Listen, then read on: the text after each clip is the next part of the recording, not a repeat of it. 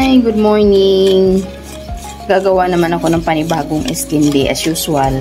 Ang gagamitin ko na naman is choco na naman kasi ito talaga yung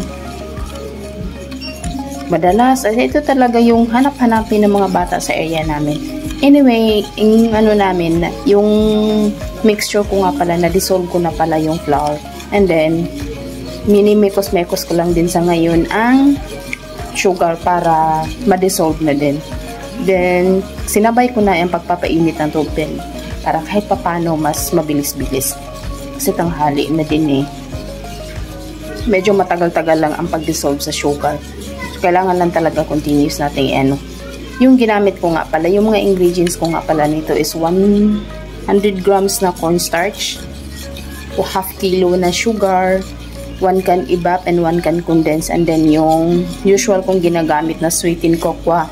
Sinabayan ko pa ng 2 sachet ng Ovaltine ang sa ngayon kasi ito lang yung nakita ko dito. Ito yung una na dampot ko sa tindahan. Anyway, di-dissolve ko lang muna. See you later po. Nailagay ko na nga pala yung additional flavor ko na additional pang pabango ba na vanilla flavor. Yung vanilla na ginamit ko, meron siyang color. Kasi ang flavor ng ice candy ko man ngayon is choco man. So, yan din yung kinuha ko para mag-incorporate talaga siya. Ngayon ba lang amoy na amoy ko na talaga. Tapos, i-dissolve ko lang siya ng hanggang sa tuluyan na siyang mag-mix-mix lahat-lahat. Ito naman yung pinagsama ko ng cocoa sweetened flavor and then 2 sachet ng Ovaltine. Sa paggawa ng ice candy, kailangan na talaga pasensya. Kasi nga, matrabaho siya, sa totoo lang. Mahabang mekos-mekos. Pero kung gusto mo yung ginagawa mo, di may enjoy mo talaga. Di ba, kagaya ko. Na-enjoy ko na yung ginagawa ko. So, at the same time, kumikita pa ako. Di ba, kahit pa paano, kahit pambayad man lang ng kuryente, di ba, sold na.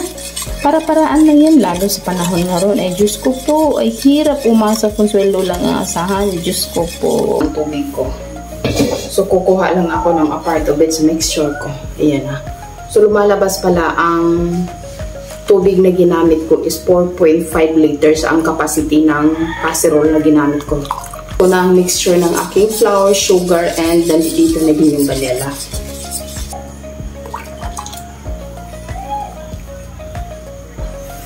Papakuluin na natin. And here we are. Start na ng mekos-mekos na naman. Although mabilis na lang to kasi pinakulo ko na ng una yung tubig. This time po nabuhos ko na ang aking flavor na talaga na.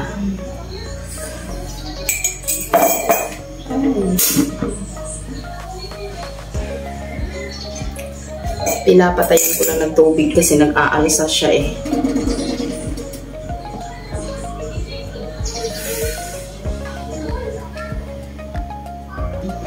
Ito na siya. May konti susunod ko ng aking 2 can ng gatas which is yung evap and condense. Minimekos ko lang muna siya hanggang sa maglapot na talaga siya. Sa ngayon wala yun pa. Naibuhos ko na nga pala yung 2 gatas ko. Hindi ko na na-videohan kasi mag-isa lang kasi ako dito sa kusina. Kaya yan siya. Punong-puno talaga yung mixture ko. Nahirapan tuloy akong mag-mekos-mekos. Ayan o.